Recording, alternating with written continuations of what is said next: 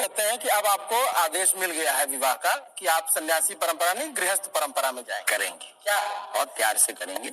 क्या बागेश्वर धाम सरकार चढ़ने वाले हैं घोड़ी? क्या जया किशोरी बन जाएंगी बागेश्वर बाबा की दुल्हनिया? दोस्तों, एक बात तो कहनी पड़ेगी कि अब वो जमाना चला गया जब लोग फिल्मी सितारों की जिंदगी के बारे में सब कुछ जानना चाहते थे, क्योंकि अब देश के सबसे बड़े सेलिब्रिटीज संत, महात्मा और बाबा बन गए हैं। इन्हीं में अब एक नाम सबसे ऊपर आने लगा है और वो है बागेश्वर धाम के पीठाधीश्वर श्री धीरेन्द्र कृष्ण शास्त्री जी। और आजकल बच्चे बच्चे की जुबान पर बागेश्वर धाम सरकार का नाम मौजूद रहता है, तभी तो लोग बागेश्वर धाम सरकार के शादी के बारे में जानने के लिए इतने उत्सुक रहते हैं और आए दिन इनकी शादी से जुड़ी खबरें न्यूज सोशल मीडिया पर वायरल होती रहती हैं। पर दोस्तों, क्या आप जानते हैं इनकी शादी का सच? और क्या वाकई में बागेश्वर धाम सरकार देवी जया किशोरी जी के साथ शादी के बंधन में बंधने वाले हैं?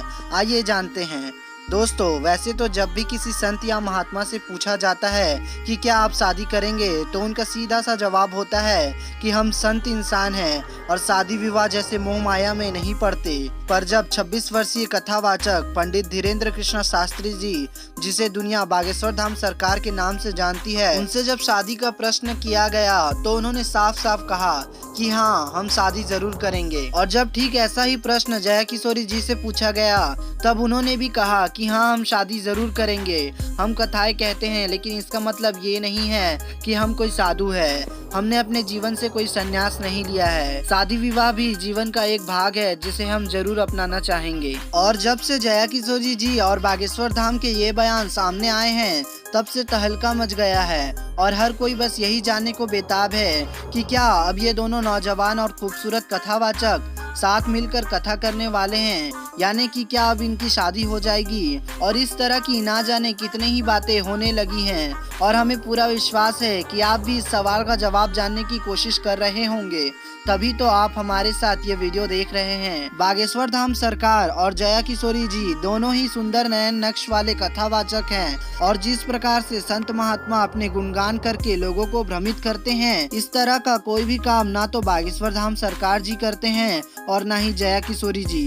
दोनों ही अपनी अपनी कथाओं से लोगों को भक्ति मार्ग दिखाते हैं। ऐसे में अगर इन दोनों की शादी हो जाए तो इससे अच्छा कुछ हो ही नहीं सकता। पर दोस्तों, अफसोस की बात तो ये है कि ऐसा कुछ भी नहीं हो रहा है। जी हाँ दोस्तों, अभी फिलहाल के लिए तो ऐसी कोई भी प्लानिंग नहीं हो रही है, क्योंकि जब बागेश्वर धाम सरकार जी से एक इंटरव्यू के दौरान पूछा गया कि क्या आप जया किशोरी जी से शादी करने वाले हैं, तब उन्होंने साफ साफ कहा कि हमारे मन में ऐसी कोई भी बात नहीं है। हम उनको बहन की दृष्टि से देखते हैं और ना ही हम लव मैरिज जैसी चीज़ों में विश्वास करते हैं। हमारे गुरु और माता पिता जहां पर हमारी शादी कराएंगे, हम वहीं विवाह कर लेंगे। यानी कि बागेश्वर धाम सरकार जी ने तो ये साफ कर दिया कि उनके और जया किशोरी जी के बीच कुछ नहीं चल रहा। जया किशोरी जी एक साथ है, उनके साथ आपका फोटो नहीं, ये गलत और मिथ्या है।